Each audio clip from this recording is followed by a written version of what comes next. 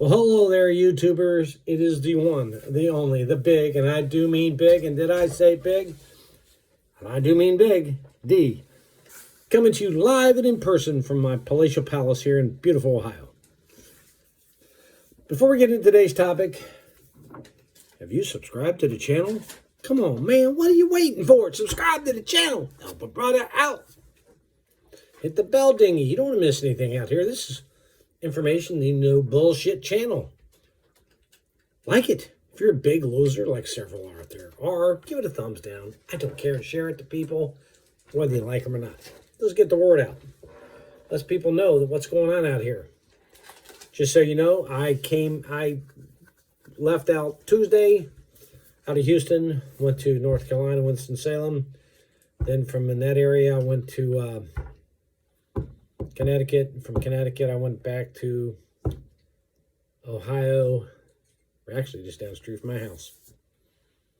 So I got about 2,600 miles in those from Tuesday till Friday morning. And I had some things I needed to take care of, and I'm going to do a video on that because I put a refrigerator and a microwave in the van. It's just a little messy. It's all hooked up. I just got to run the wires better and, square it a little more. I just want to make sure it got in there and worked, and I'm going to show you that upgrade and how you do it and save those monies on eating out. But the question of the day is, are the price of vans going to come down? Yes. Here's why. You got gas prices going through the roof. And you got the war in Ukraine. And this is going to, and something else is going on that's really interesting. A lot of you may not know this, but Ford is doing something unique and different out there.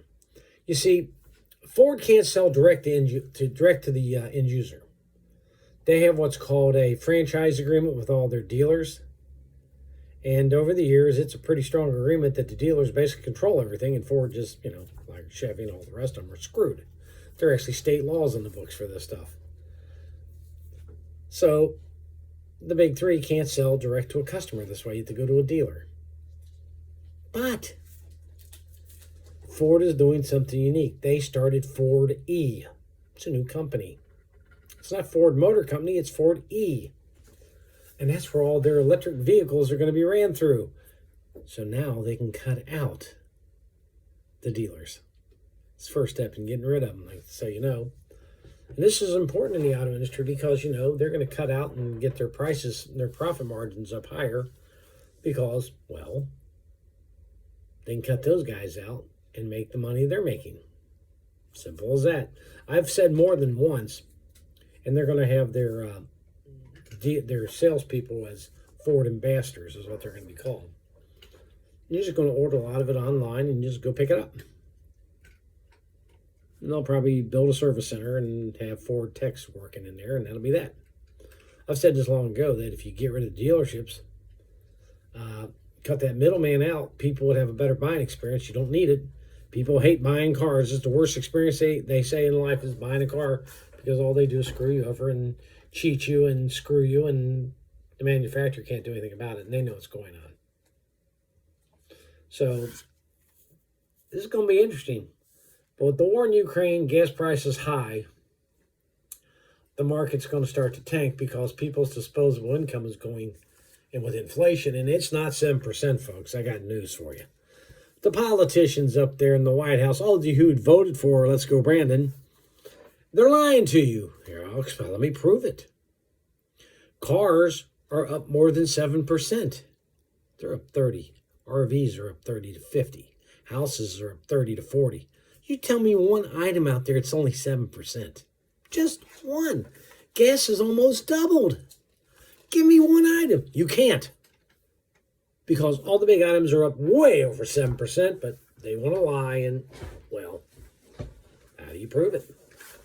So you got dummies out there believing it, and it's just going to continue going up. And what's going to happen is Expediting is going to take a hit too. And here's why. A lot of your freight's automotive. Well, automotive is going to doing this. Why? Well, people aren't going to be buying new cars. Why? Well, they can't afford to at the price of gas.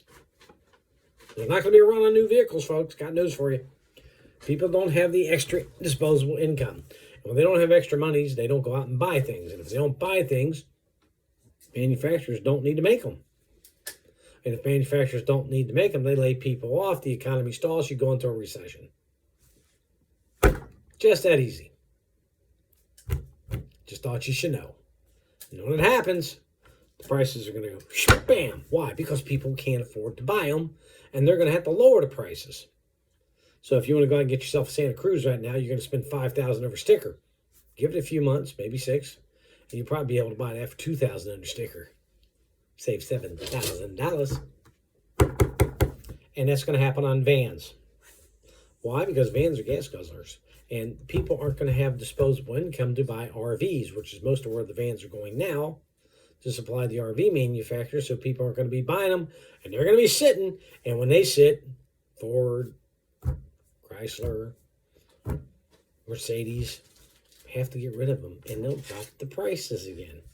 And all of a sudden, people will start dealing. Of course, the only other problem you're going to run into is interest rates are going to go up. But the prices are going to come down on the units. Patience is a virtue. That's right.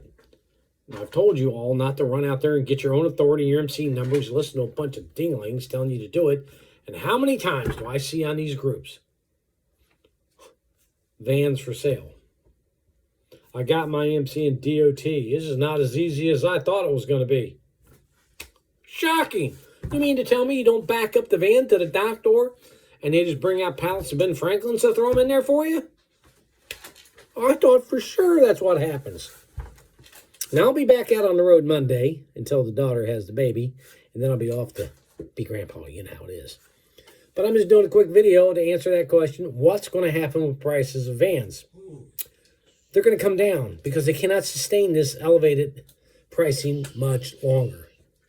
And with Ford, starting out Ford E, the trees are getting shook. Things are going to change. Now, how long do I see this coming? 3 to 6 months. 3 to 6 months. People are slowing down on buying RVs. You're starting to see dealerships starting to get vehicles in. Go to an RV dealer. They're full. Oh my gosh. You know what? The lots are full now. What happened? Well, people stopped buying. They're still buying, but not at the level. They're slowing down. And that's going to continue. Because anytime you take and raise prices $1 to $2 a gallon of gas, let's say you go through 20 gallons a week, well, that's $40 a week, $160 a month. And then your groceries go up $30, $40. That's $320. There's your car payment right there. Thought on your heat and everything else. So that extra money you had to go on vacation, buy vehicles, go to movies and all that is gone. Poof.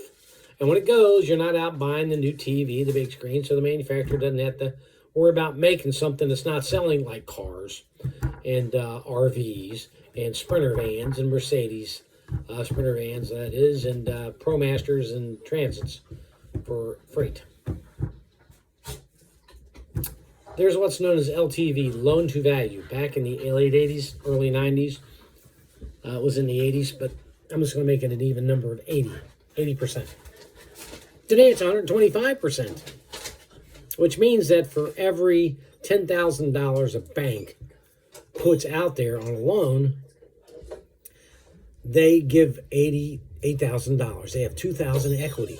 Now they have $12,500 or $2,500 worth of negative equity. This is not going to continue with the banks. The banks are going to pull that in hard. So wait and see. You'll see vans going for sale. They're going to have to unload them. And, well, they're going to have to unload them cheap to get out from under them because, well, no one's buying them. Patience is a virtue. Don't jump. Time is on your side. Sit back and wait. This happened in the late 80s, early 90s. You're going to see a market adjustment hit here shortly. And when it does, you're going to be able to get some cheap vans. Don't buy them high now because when it happens, you're going to depreciate right out from under you. In other words, you buy a $70,000 van, should cost you $50,000, and it's depreciated for a year. So basically, it should be worth $40,000. Well, it's going to be worth $40,000, and you're going to be $30,000 upside down in it. Don't do that. Be patient. It's going to adjust itself here shortly. All the things are falling into place for a big market adjustment. This is Big D saying, pay attention now. You're going to see this coming. Forward E is the key. The manufacturers see it too. And they're going to try and cut out the middleman. Big D saying later. And I will do a video on the refrigerator and microwave I installed. I came home, had some things I needed to take care of. It's here. And, some service, tire rotations, oil change. I'm putting the refrigerator and stuff in. Clean up the van, restock it, be back out Monday until the daughter goes into labor. And then away I'll go to become grandpa. Later.